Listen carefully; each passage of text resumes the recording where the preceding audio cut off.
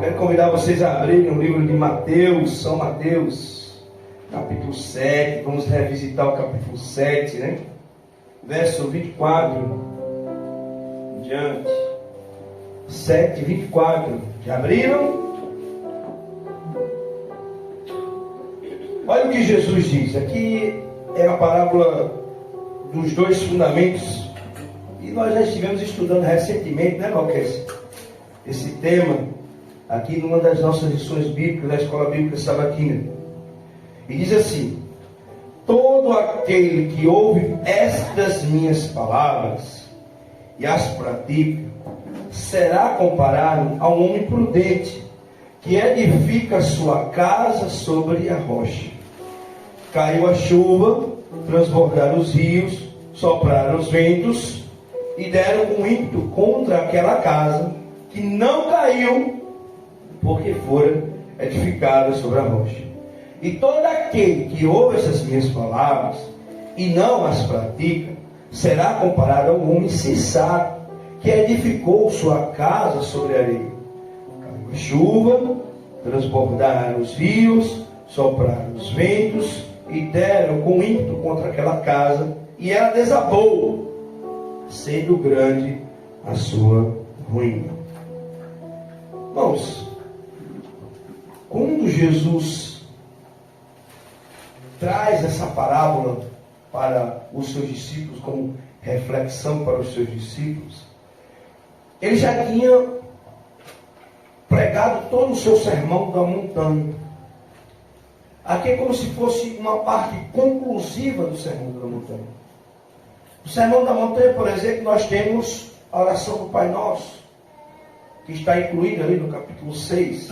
O sermão começa no capítulo 5 e encerra-se no capítulo 7.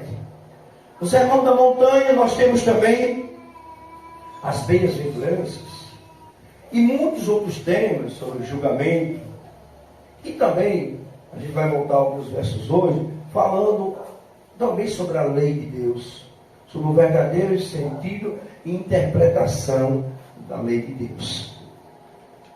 É no Sermão da Montanha que também temos a pregação de Jesus sobre caminhos. Podemos dizer então que o Sermão da Montanha é um marco divisor na pregação de Cristo. E é aqui que está a maior parte da pregação. E todo o Sermão da Montanha elucida todos os outros temas, tanto do Velho Testamento, como da própria pregação de Jesus, como da pregação dos apóstolos posteriormente, inclusive o apóstolo Paulo e os demais apóstolos. Quando Jesus diz assim: aquele que ouve estas minhas palavras e pratica, será comparado a um homem prudente que edificou sua casa sobre a rocha. Lá nas ruas de Jerusalém, a gente estudou aqui recentemente, muitas casas estavam sendo construídas sobre a areia. E perto ali passava um rio. E quando dava uma certa época do ano, aquele rio subia, e então as casas que eram construídas na areia sem nenhum fundamento eram derribadas, eram derrubadas, caíam, era grande a sua ruína. Mas aqueles que queriam passar pelo momento de chuvas, de enchentes, e que a casa não cair, eles deveriam construir fazendo uma rocha, como muitas pessoas ainda fazem hoje, né? Principalmente no contexto rural, no contexto do interior. As pessoas fazem o alicerce, né? Os fundamentos, colocam pedras dentro. Às vezes, alguns fundamentos já têm as pedras e edificam sua casa sobre a rocha. Aqueles que faziam isso lá em Jerusalém, o que é que acontecia? Vinha uma chuva, os ventos sopravam, mas a casa não caía, porque estava construída sobre a rocha. Nós entendemos hermeneuticamente, e estudando as Escrituras, que esse fundamento do cristão é Jesus. Essas são as palavras de Jesus. Ele é o verbo. No princípio se fez verbo, e tudo foi feito por meio dele. Sem ele, nada do que foi feito se fez. Então ele é a palavra. Ele é a palavra viva. E tudo que ele diz deve ser ouvido e deve ser praticado. E é o fundamento de nossa fé. E quando nós incorporamos essa palavra, ou como diz o salmista, nós escondemos essa palavra dentro de nós, escondi a tua palavra para não pecar contra ti, a nossa vida então está sustentada na rocha. Vem os ventos, sopram, vem as tempestades, vem as enchentes, e ainda pensando no sentido metafórico, os problemas da vida, as adversidades, as decepções, mas mesmo assim a gente permanece firme, porque nós estamos seguros em Jesus e na sua palavra. Amém. Mas, irmãos, ao pensar nessas palavras que Jesus está dizendo, esse pronome estas, ele é um referenciador. O que é isso? É algo que retoma. A gente ensina isso em língua portuguesa.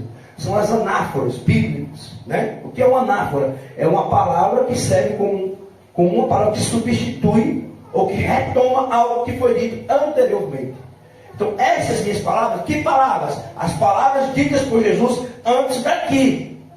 Antes dos versos 24 até o 27. Porque a partir daqui já começa o capítulo 8. Isso aqui é a conclusão do sermão de Jesus. Ora, quando a gente ensina a redação aos alunos, isso hoje eu quero falar em português, a gente ensina introdução, desenvolvimento e no final uma conclusão. A gente diz, olha, o que é que você faz na conclusão? Você retoma, você faz uma síntese do que você disse. E é isso que Jesus está fazendo aqui. E tem muitas coisas que foram ditas no Sermão da Montanha, que nós precisamos revisitar. Eu quero propor, inclusive, uma série sobre isso. A partir de hoje, eu quero propor alguns sermões que nós vamos tocar, sempre usar como versos-chave, esses versos aqui dos dois fundamentos dessa parábola. Jesus encerra, então, o seu sermão com uma ilustração final. E eu quero retomar, pensando em alguns temas do Sermão da Montanha, que é um texto que muito me fascina, o seu estudo. Já li livros sobre, tem muitos livros sobre essa temática, e gosto muito de estudar sobre o Sermão da Montanha, porque ele é a chave hermenêutica para compreender a mensagem de Jesus, as palavras de Jesus. Então, quando Jesus diz quem ouve e pratica, eu preciso ler esse sermão para eu aprender a ouvir de Jesus e fazer o que Jesus me ensinou. E o que ele ensinou tanto? Tem muitas coisas que eu vou revisitar, mas hoje eu gostaria que vocês voltassem, por exemplo, aqui, ó, no verso 21. O que está dizendo aqui? Ó? Verso 21. Olha o que diz o verso 21. Nem todo que me diz Senhor, Senhor, entrará no reino dos céus, mas aquele que faz a vontade de meu Pai, que está nos céus. Muitos dirão naquele dia, e hão de dizer, Senhor, Senhor, porventura, nós não temos profetizado em teu nome? E em teu nome não expelimos demônio? Em teu nome não fizemos muitos milagres? Verso 23. Então Jesus vai dizer, lhes direis explicitamente, nunca vos conheci. Apartai-vos de mim, o que praticais a iniquidade. Por que Jesus vai dizer isso? Porque esses não são praticantes das palavras que Jesus está falando aqui. Esses até usam Jesus, se apropriam do símbolo religioso de Jesus, ou da religião cristã, e dizem que são cristãos, e vão aparecer diante de Jesus nos últimos dias, dizendo, mas Senhor, foi uma pregação em teu nome, eu estava lá no congresso em teu nome, defendendo os teus valores, eu estava fazendo isso, estava fazendo aquilo, eu estava expulsando demônio, eu estava orando no teu nome. Só que tem um problema. Vocês não praticam as minhas palavras. Vocês não praticam. Mas Senhor, nós temos praticado a tua palavra. Aí aqui está o ponto. Minhas palavras não. As palavras dos antigos. Sabe por quê? Jesus está falando com os fariseus. Homens da lei. Homens estudados, homens que tinham a Torá, que tinham as Escrituras, pelo menos na época de Cristo, do Antigo Testamento, e sabiam e conheciam com propriedade. Nós temos cuidado sim das palavras, de tudo que Moisés nos falou, de tudo que os antigos nos falou. Aí Jesus disse o quê? estas não são minhas palavras. Eu estou falando das minhas palavras. Por isso que ele vai dizer, nunca vos conheci. Vocês praticaram outras palavras, mas não as minhas. Irmãos, agora nós vamos fazer o seguinte. Vamos voltar mais um pouquinho. Eu gostaria que vocês abrissem, por favor, Mateus, capítulo 7, novamente. A gente está ainda no Sermão da Montanha, né? Verso 38. A parte da vingança. O tema de hoje vai ser a vingança. Compreender as palavras de Jesus sobre vingança. Como nós devemos compreender esse tema da vingança, considerando as palavras de Jesus?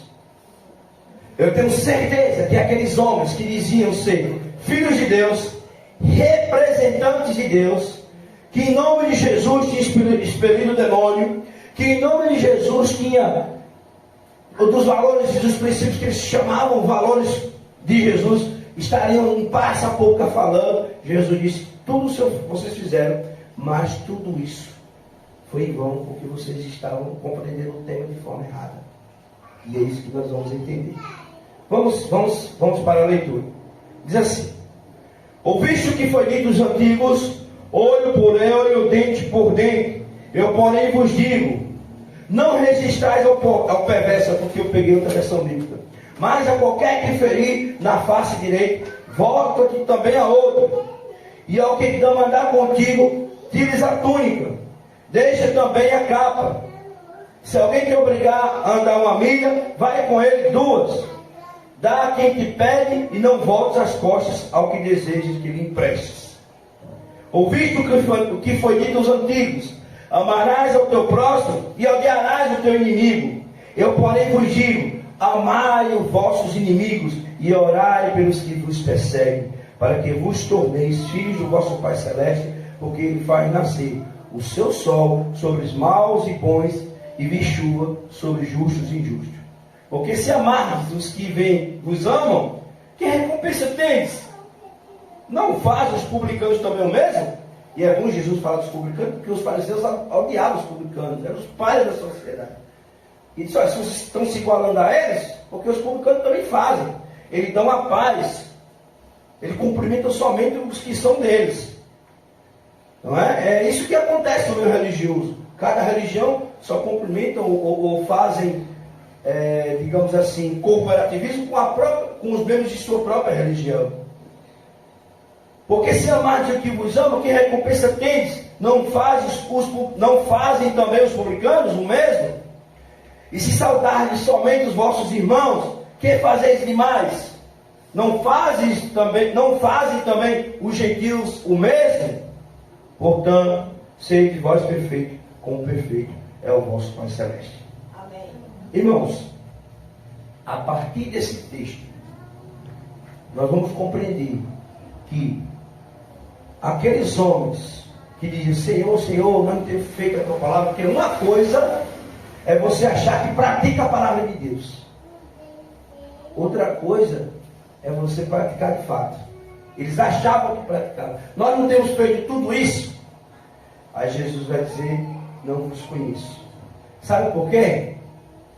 Porque eles entendiam errado. E é essa questão, esse é o ponto que eu quero começar a trabalhar a partir daqui. Muitos temas da Bíblia, eles são compreendidos de forma errada. A lei de Deus, por exemplo. A gente sabe que não passou. Como cristãos, nós acreditamos que os mandamentos de Deus permanecem em vigor. Só que no Velho Testamento, ao transgredir os mandamentos, as pessoas tinham algumas punições. Eles eram obrigados também, tinham algumas punições de apedrejamento, e tinham a obrigação de oferecer sacrifício para ir ao templo, pedir perdão e pedir intercessão do sacerdote para serem perdoados. E isso só podia ser com sacrifício de bodes e carneiros. Se a gente for pensar, mas espera aí, tem um povo ainda, não sei se vocês sabem, tentando reconstruir o templo para fazer esses sacrifícios. Olhando por esse lado, eles estão totalmente errados? Eles têm base na Bíblia, no Velho Testamento principalmente, para fazer isso. Está na Bíblia.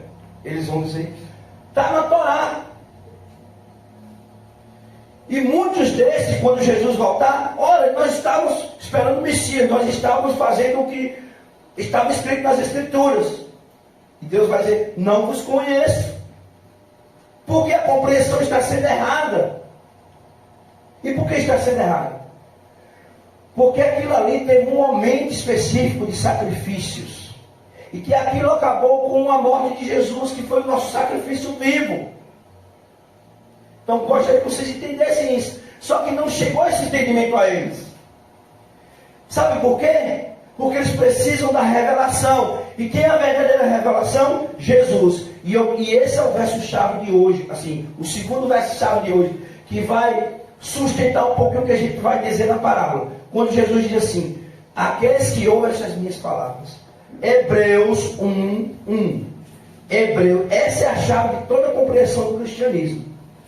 Hebreus capítulo 1, verso 1. Olha o que diz o livro de Hebreus. É muito significante. Havendo Deus, outrora, em outros momentos, falado muitas vezes e de muitas maneiras aos pais, pelos profetas, nesses últimos dias, nos falou pelo Filho. Isso é o escritor de Hebreus dizendo, a quem constituiu herdeiro de todas as coisas, pelo qual também fez o universo. O livro de Hebreus dá uma compreensão muito interessante sobre os sacrifícios, sobre os rituais realizados no santuário. E é exatamente isso que o apóstolo Paulo está querendo dizer. Olha, essa questão dos sacrifícios não precisa mais. Não é sangue de bodes e de carneiro que purifica o pecado, mas o sangue de Jesus. Foi algum tempo isso teve serventia. E agora, muito tempo, Deus falou por meio do sacerdote, do sacrifício, anunciado o Messias. Mas agora Ele tem falado por meio do Filho. Ele é a revelação completa de Deus. Queria afastar um pouquinho, só para dar um exemplo. Quando nós desejamos praticar as palavras de Jesus, nós devemos ter um entendimento na revelação de Jesus. E muitos temas da Bíblia, ele é compreendido por Jesus. Ele é a chave hermenêutica de compreender muitos temas. A lei de Deus, o verdadeiro sentido da lei de Deus, como a gente vai ver em outros momentos, sobre não matar, não adulterar, a guarda do sábado, inclusive. Não passou, mas precisamos encontrar uma chave hermenêutica na revelação de Jesus. Teve o seu tempo, o seu momento, até certo tempo. Mas agora, o que é que acontece? Jesus se revela, uma revelação completa. Eu vou tentar traduzir para os irmãos que estão aí do outro lado da tela e para os irmãos aqui. Vocês vão entender. Deus, Ele não poderia se revelar totalmente para o humano porque é incompreensível. A mente do humano é como uma concha. E Deus é um mar. Então você pensar numa cultura em que as pessoas, por exemplo, tinham guerra, se matavam, uma nação matava outra nação. Eu gostaria que vocês prestassem bem atenção no que eu vou falar. Eu sei que é difícil, mas no final vocês vão entender. Muitas pessoas chegam para nós e dizem, como é que vocês aceitam um Deus desse, lá no Velho Testamento, que manda matar povos inimigos em nome de Deus? Naquele tempo, naquela cultura, alguém que fazia um mal a você, como disse o texto de hoje, era olho por olho e dente por dente. E olha, é interessante que, pensando nesse momento, olho por olho e dente por dente era uma evolução, porque tinha povos guerreiros como os assírios, que ele arrancava, se ele pegasse o inimigo, a forma dele se vingar, se arrancasse um olho de um dos seus soldados, ele arrancava os braços, a língua, todas as partes do corpo humano, esquartejava, pegava os cavalos e os cavalos saíam espedaçando ele. Então, o que Deus poderia dizer para aquele momento era, olha, olho por olho e dente por dente. Se alguém tirar um olho, não arranque mais do que um olho, arranque só um olho dele também. Os assírios podem ser perversos e cruéis. Vocês não. Se Deus chegasse naquele momento e dissesse o que Jesus disse aqui agora.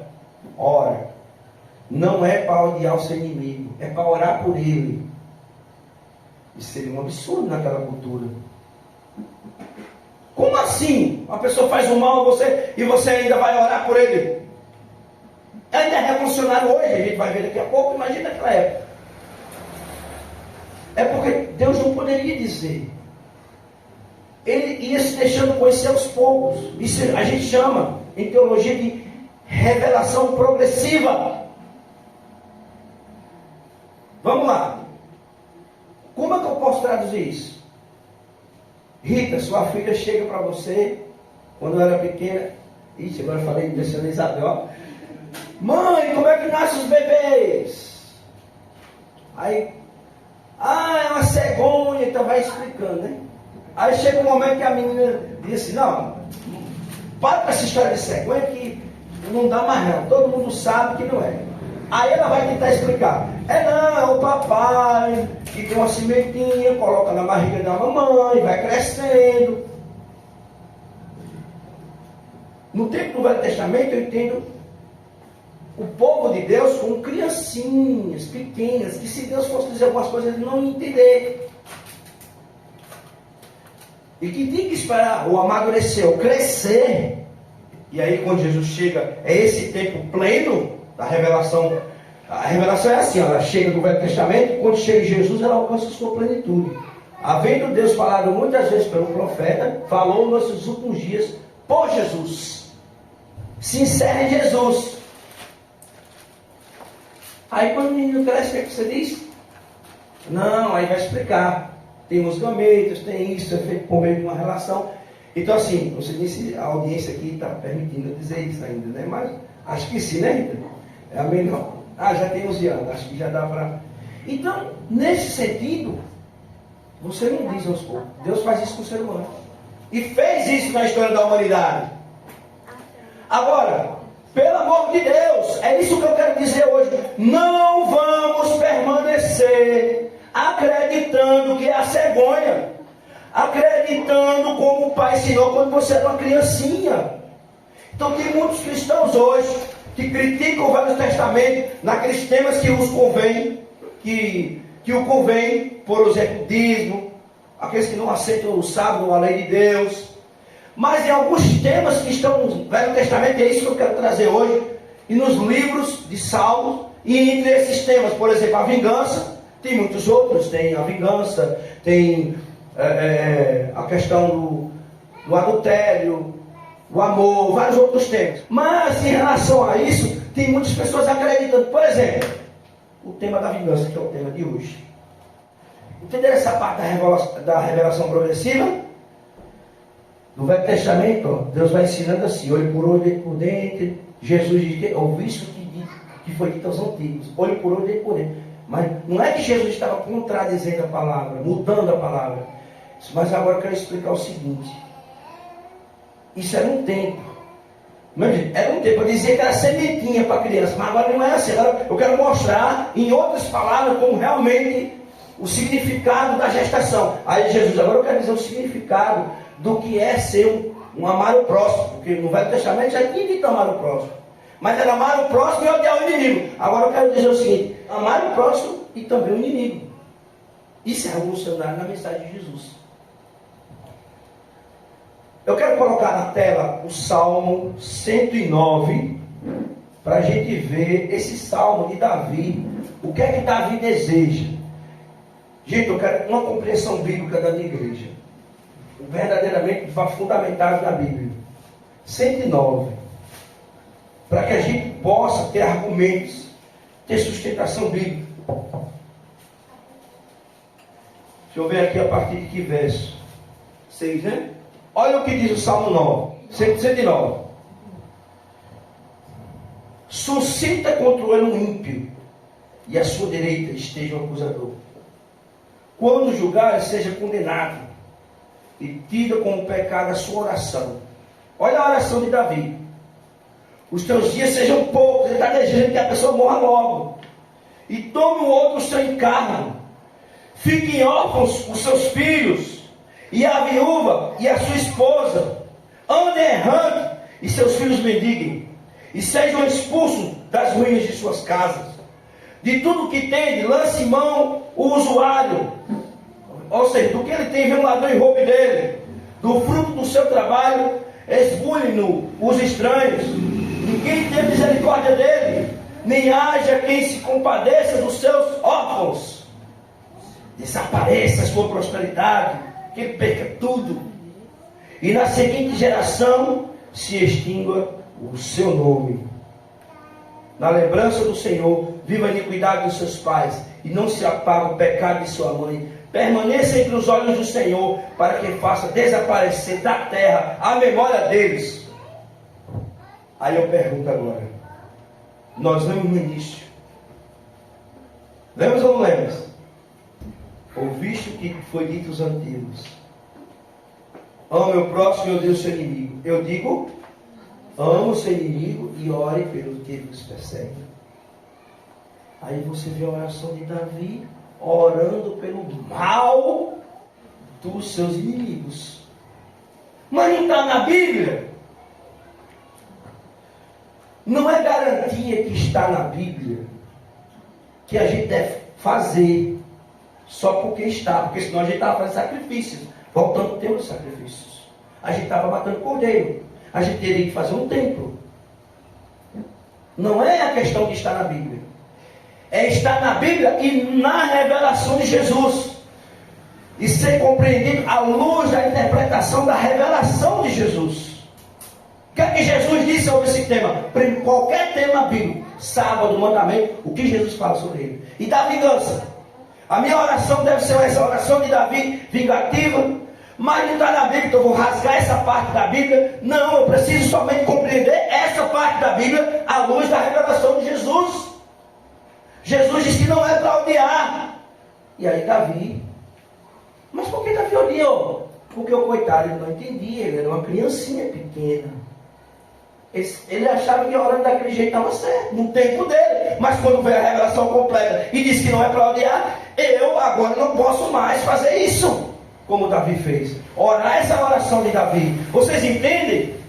Irmãos, eu oro, peço a Deus que haja uma compreensão, não só dos que aqui estão, mas de outras pessoas que vão assistir essa pregação, e em outro momento que possamos pregar sobre isso. Olha só esse outro slide. Olha o que o salmista, outro salmo diz, Salmo 68, 21. Eu coloquei duas versões aí. Com toda certeza Deus arrebentará a cabeça de todos os meus inimigos, seus inimigos, e esmagará o crânio dos que perambulam envolto em iniquidade. Essa é a crença dos antigos. Aí é o que Jesus diz: eu porém vos digo, amai vosso inimigo e bendizei o que vos maldizem. Enquanto o salmo cita para orar, para pedir a Deus para arrebentar a cabeça dos inimigos, arrancar, ele diz o quê? Ore por ele, bendize a ele, faz o bem a ele. Que massa essa compreensão de Jesus. Agora você decide se vai ficar com o salmo naquele momento específico em que o povo de Deus viveu essa relação com Deus, desejando mal, orando para arrancar a cabeça do inimigo, para que ele se exploda diante de um caminhão e morra, ou pedir bênção sobre a vida dele, como disse o Senhor Jesus. E por tua benignidade, Senhor, ele fala da bondade de Deus, e a bondade de Deus para ele, não é que Deus era assim, mas para ele, na compreensão limitada, do mesmo jeito que a criança compreende que é a sementinha que gera o filho. Ele, na compreensão limitada de Davi, ele diz, sem a revelação de Jesus, ele não alcançou esse período, ele diz o quê?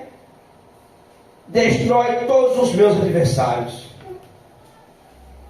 E no meu, tem uma boa leal, uma outra versão, diz assim, aniquila os meus inimigos, aniquilar.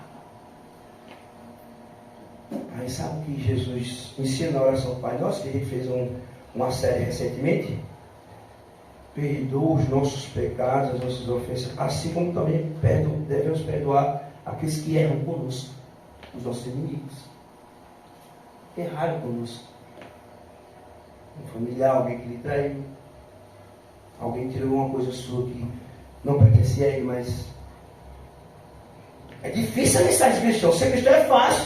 Ser cristão não é sair por aí dizendo que é defensor dos valores do princípio cristão, porque se você está numa Câmara Federal ou estou falando aquilo, ser cristão é isso aqui. Agora, isso aqui é ser cristão.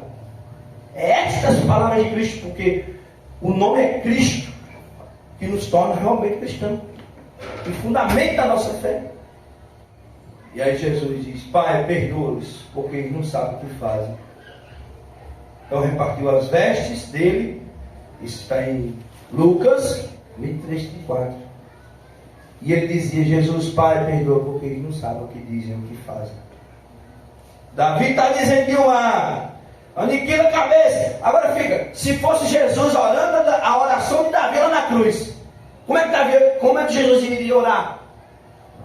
Senhor, esses que estão me matando agora, aniquila a cabeça deles. Extermina, Senhor. Repreende. Derruba a mandíbula dele. Era isso? Perdoa, Senhor, perdoa, que ele não sabe o que faz. Soldado romano que deu um ataque fulminante de César, que ele morra, porque ele estava matando esse teu inimigo. Jesus diz: perdoa, porque ele não sabe o que faz. Que é a mensagem bíblica. E aí, esse tema da vingança ainda pode ser entendido. Diz assim, ó, em Salmo diz: o justo se alegrará quando vir a vingança. Isso no contexto dos Salmos. Lavará os seus pés no sangue do ímpio. Eita, que legal, oh glória, né? Não é assim? O justo vai pisar no sangue do ímpio, vai pisar, festejar. Salmos. Aí o apóstolo Paulo, já na revelação de Jesus, no Novo Testamento, diz: amado, nunca procure a vingança. Um diz o quê? O justo se alegrará quando vier a vingança. O outro diz: amado, nunca procure a vingança, mas deixe com Deus a ira, pois está escrito: minha vingança eu a retribuirei, diz o Senhor. Ao contrário, se o inimigo tiver fome, dá-lhe de comer. Se o inimigo tiver sede, dá-lhe de beber. Fazendo isso, você amontoará brasas vivas. Isso é ser cristão. E esse é o desafio de quem é filho de Deus. E eu vou partir para a parte final. Vou trazer algumas aplicações, Sofia. Porque é nessas aplicações que a gente vai entender o que tem a ver com a parábola dos dois fundamentos. Lembra que eu comecei falando que aquele que ouve estas minhas palavras, que palavras? Essa daqui, ó. Ame o inimigo, ore por ele, bendize a sua vida. Quem tiver fome dele comer. Essas minhas palavras. Essas sim. Ah, não sou praticante da palavra, eu não estou fora da palavra, não. Eu estou orando pelo meu inimigo, porque está na palavra que o Filho de Deus vai pisar o sangue, fazer um banquete para os seus inimigos. Nossa luta não é contra a carne nem contra a sangue. Temos outros inimigos muito maiores e que vamos festejar um banquete diante desse inimigo que às vezes querem destruir. Mas não no sentido de inimigo da forma literal que eles entendiam naquela época. Aí, irmãos, vem o seguinte: a aplicação. Porque a gente tem que. É um sermão aqui explicativo para o entendimento da palavra de Deus, que a gente precisa entender, para quando alguém chegar para você e dizer assim: mas o Deus do Velho Testamento matava as pessoas. E aqui, ó, outra pessoa que se diz crente vier com esse texto pedindo para você orar para destruir seu inimigo. Aí você vai fazer o seguinte: peraí, mas Jesus não é só na palavra de Jesus, não. Na revelação. Isso ela não tem. Hoje, na revelação de Jesus, que ele fala por meio de Jesus, da palavra de Jesus, na sua revelação completa, Jesus é a revelação perfeita de Deus. Não é assim, não. Aí, o que tem a ver com construir sobre a rocha? Sabe por quê, irmãos? É porque muitas vezes nós agimos como Davi, lá no Salmo 73. Senhor, por que o inimigo prospera e eu não? Ele questiona a prosperidade do inimigo. Por que é que o indivíduo que não trabalha, que vive a vida mansa, vem e tira meu celular com facilidade, que eu consegui com tanto esforço, com tanto trabalho? Porque nada acontece com ele? Porque ele não sai dali, vem um caminhão, bate nele e explode? Esse é muitas vezes o nosso sentimento humano. Mesmo sentimento que tinha Davi, se ele pudesse passar por ele, passa no sangue dele, pisar também. É o sentimento que nós temos, é natural, não estou criticando. É nosso, é próprio da gente. Mas Jesus nos desafia algo maior. O desafio de Jesus, se fosse para você já ser uma pessoa assim que amava seus inimigos, não era para estar aqui. A gente está aqui porque precisamos melhorar. Eu sou ruim mesmo, eu estou aqui. Não justifique, eu desejo mal mesmo. Cuidado para não pegar descontextualizado, viu, menino, que eu estou dizendo aqui. Mas eu desejo mal, mas não é esse o propósito, o objetivo de Deus na minha vida. Não é esse. Alguém pode pegar essa fala e recortar, né? E dizer que eu disse que esse eu desejo mal mesmo. Não, isso o pastor desejando mal para as pessoas. Isso aí iria a legenda, né? Não é isso. Estou dizendo que é o que nós, a maioria de nós fazemos, não desejamos, mas não é o objetivo, o plano de Deus. Quero convidar as irmãs já para vir aqui. Qual é a nossa vontade então, irmão?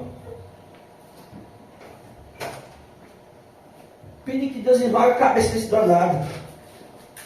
Pegar uma arma e atirar nele. Não é? É assim o sentimento.